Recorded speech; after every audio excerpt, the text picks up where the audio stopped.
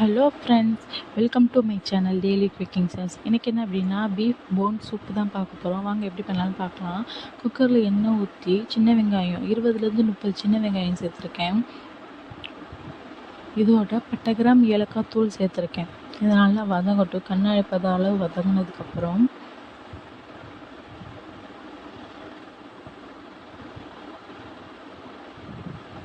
ரெண்டு தக்காளி பழம் சேர்த்துக்கலாம். இது ரெண்டும் நல்லா வதங்கட்டும்.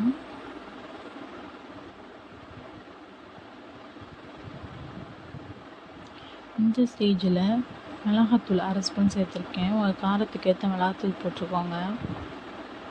இந்த ஸ்டேஜ்லேயே நம்ம மிளகாத்தூள் போடுறோம்னா அந்த எண்ணெயில் மிளகாத்தூள் செஞ்சால் கொஞ்சம் கலர்ஃபுல்லாக இருக்கும். அதுக்காண்டி தான் நல்லா விதைக்கோங்க. வெங்காயம் நல்லா கண்ணாடி பதம் வந்ததுக்கப்புறம் தக்காளி ஓரளவு மசித்ததுக்கப்புறம் நம்ம எடுத்து வச்சுருக்க எலும்பு சேர்த்துக்கலாம்.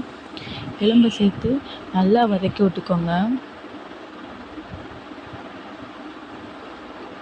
தேவையான அளவு உப்பு சேர்த்துக்கலாம்.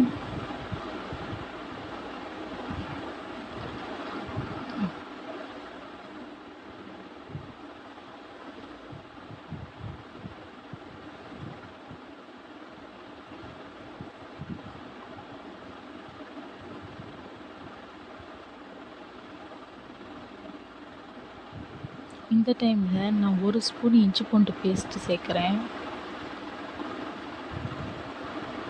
பச்சை வாடை போகிற அளவுக்கு நல்லா வதக்கி விட்டுட்டு மஞ்சத்தூள் சேர்த்துக்கலாம்.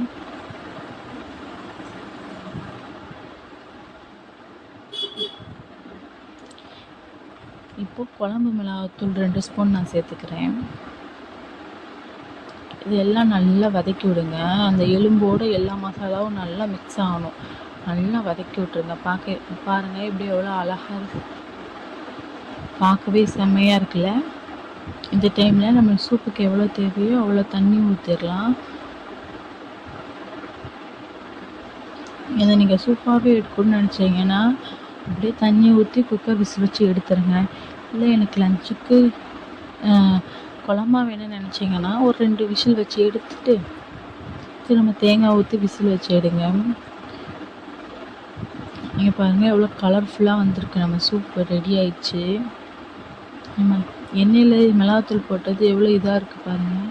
அவ்வளோதான், செம்ம டேஸ்டியான பீஃப் போன் சூப் ரெடி ஆயிடுச்சு. இது நீங்களும் ட்ரை பண்ணி பாருங்கள். இப்போ இருக்க கிளைமேட்டுக்கு இதுதான் பெர்ஃபெக்ட் டிஷ்ஷு.